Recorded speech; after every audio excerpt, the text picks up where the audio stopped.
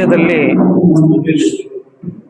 ಕೋಲಾರ ಜಿಲ್ಲೆ ಎನ್ನುವಂಥದ್ದು ಬಹಳ ವಿಶೇಷವಾಗಿ ಈ ಒಂದು ನಾಡಿಗೆ ಬಂಗಾರವನ್ನು ಕೊಟ್ಟಂತ ಜಿಲ್ಲೆ. ಮೊಟ್ಟ ಮೊದಲಿಗೆ ಅದು ನಮ್ಮ ಕೋಲಾರ ಜಿಲ್ಲೆ ಎನ್ನುವಂಥದ್ದನ್ನು ನಾವೆಲ್ಲೂ ಸ್ಮರಣೆ ಮಾಡಿಕೊಳ್ಬೇಕಾಗಿದೆ. ರಾಜಕೀಯವಾಗಿ ಈ ಒಂದು ಕರ್ನಾಟಕಕ್ಕೆ ಮೊದಲ ಮುಖ್ಯಮಂತ್ರಿಯನ್ನು ಕೊಟ್ಟಂತ ಜಿಲ್ಲೆ ಅದು ನಮ್ಮ ಕೋಲಾರ ಜಿಲ್ಲೆ.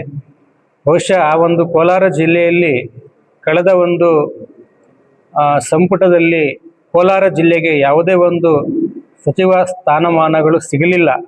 ಆದರೂ ಸಹ ಬಹಳಷ್ಟು ಅನುದಾನಗಳನ್ನು ಕೊಟ್ಟು ನಮ್ಮೊಂದು ಕೋಲಾರ ಜಿಲ್ಲೆಗೆ ವಿಶೇಷವಾಗಿರುವಂಥ ಒಂದು ಕೆಲಸಗಳು, ಅಭಿವೃದ್ಧಿ ಕೆಲಸಗಳನ್ನು ಕೊತ್ತೂರು ಮಂಜುನವರು ಮತ್ತು ಅನಿಲ್ ಕುಮಾರ್ ಅವರು ಮತ್ತು ಜಿಲ್ಲೆಯ ಎಲ್ಲ ಶಾಸಕರು ಮಾಡಿರುವಂಥದ್ದು ಬಹಳಷ್ಟು ಸಂತೋಷ.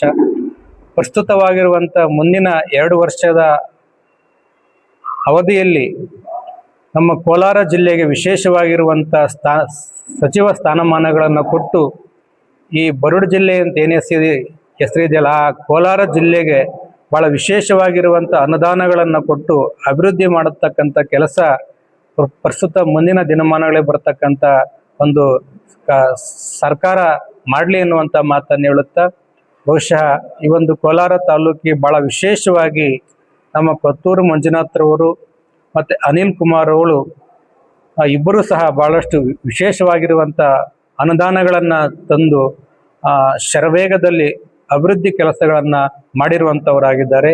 ಬಹುಶಃ ಈ ಒಂದು ಸಂಪುಟ ಸಭೆಯಲ್ಲಿ ನಮ್ಮ ಕೋಲಾರ ಜಿಲ್ಲೆಗೆ ಏನಾದರೂ ಒಂದು ಪ್ರಾತಿನಿಧ್ಯ ಕೊಟ್ಟರೆ ಅದು ನಮ್ಮ ಕೊತ್ತೂರು ಮಂಜುನಾಥ್ರವರೆಗೆ ಕೊಡಲಿ ಎನ್ನುವಂಥದ್ದನ್ನು ಆ ಒಂದು ಆಗ್ರಹವನ್ನು ಈ ಮೂಲಕ ತಿಳಿಯಪಡಿಸ್ತಾ ಇದ್ದೀವಿ.